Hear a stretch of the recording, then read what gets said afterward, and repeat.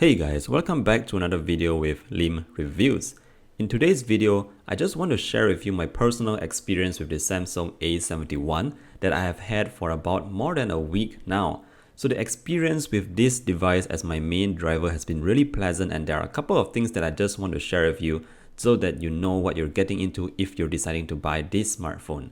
So without further ado, let me just go through each of the points very quickly. So during my 1 week use with the Samsung A71, the main thing that I really love about it is the large 6.7-inch AMOLED display. Now this display is a huge display. It's actually bigger than the one on my iPhone XS Max that I actually use as my main phone for all this while. So I really appreciate the 6.7-inch AMOLED display. The viewing angles are great. Obviously, we all know that Samsung creates great display panels, and this is no exception here. So watching YouTube videos is really amazing on this device. I just enjoy watching videos, and I tend to actually watch more videos just because that video quality is so good.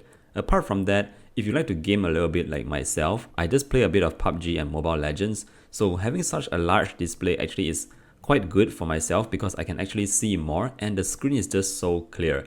Now, in case you're worried that the device is too huge to hold, worry not, as first up, the Samsung A71 is a rather narrow device. It's not too wide, and even with small hands like myself, I found it really easy to operate with just one hand.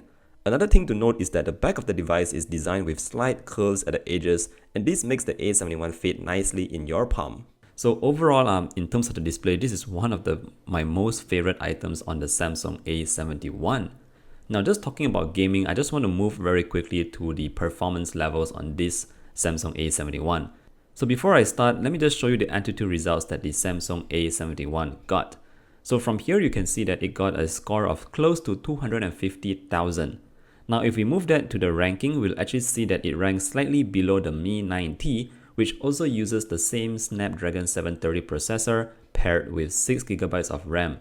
So in terms of performance wise, just based on the benchmark scores alone, it is doing what it's supposed to do for a Snapdragon 730. However, benchmark scores are just for reference sake, and me personally, I like to talk about real world use. So in terms of real world use, what do I usually use my phone for? Obviously, I do a lot of social media, I do a lot of YouTube, as well as take a lot of photos with the camera. If you know me, or maybe if you have followed me on Instagram, you know that I post a lot of photos there. So that is one thing that I do a lot, just taking a bunch of photos, and I must say that the processing has been really quick. Every time I take a photo, it just does it very quickly. Apart from that, social media has been very smooth as well. I don't see any lags in all the stuff that I've been doing on a daily basis. Even when I play games like PUBG or Mobile Legends, I actually am able to set the graphics settings to high, and there is actually not much lags. In fact, there is no lags at all. It is very smooth, but of course, you can't expect the smoothness levels of, like, say, a Snapdragon 855. So I would say that gaming performance wise, it is very similar. It's just that loading times may take a little bit more longer than those flagship devices.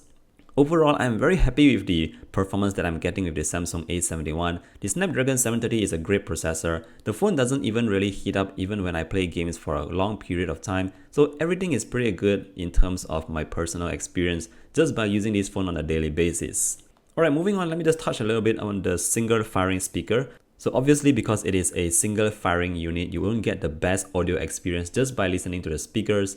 The good news here is that it still has the 3.5mm headphone jack, so you can actually put in your own earphones, or if you have any Bluetooth earphones, you can just connect it to the Samsung A71 and you'll get a decent audio experience. Alright, moving on, before I go to my main point, which is the cameras, I just want to touch a little bit on the battery life. So the battery life on the Samsung A71 has been pretty good to me.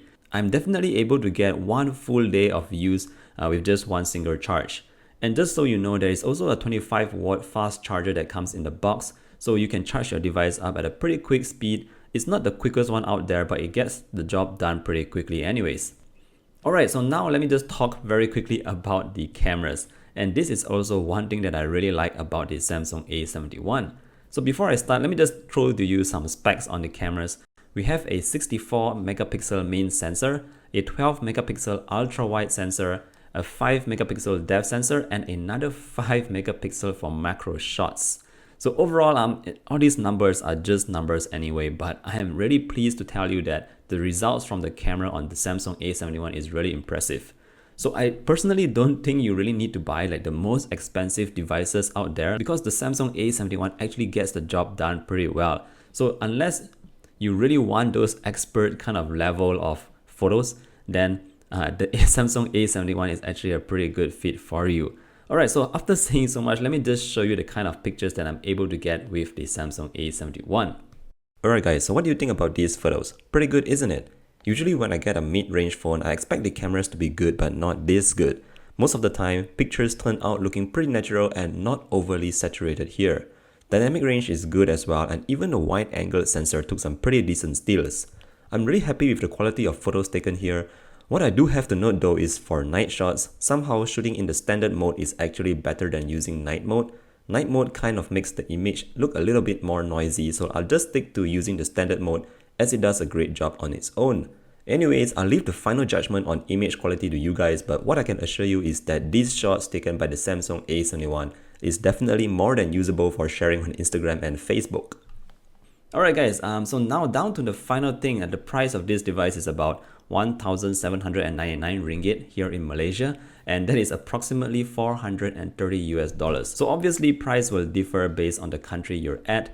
But yeah, to sum up my experience with the Samsung A71, this has been one of my favorite smartphones so far of this year. I know it's just been the second month of this year, but I really like this device. I mean, the price, of course, the display that we get here is really top notch. And combine that with the 4 sensors that you get on the back, the cameras, they're really good and they take some really awesome photographs as well. So all in all, I'm very happy with this device. There's nothing much that I can fault with this device really. The only thing that I might say that I would change is the speakers. If only they gave us like better speaker quality, then that would make like the Samsung A71 the full package for just the mid-range smartphones. Alright guys, let me know what you think about this smartphone. Are you even considering getting the A71? Let me know down in the comment section below, and of course, if you have any questions, just please ask me. And I'll see you guys in the next one. Bye!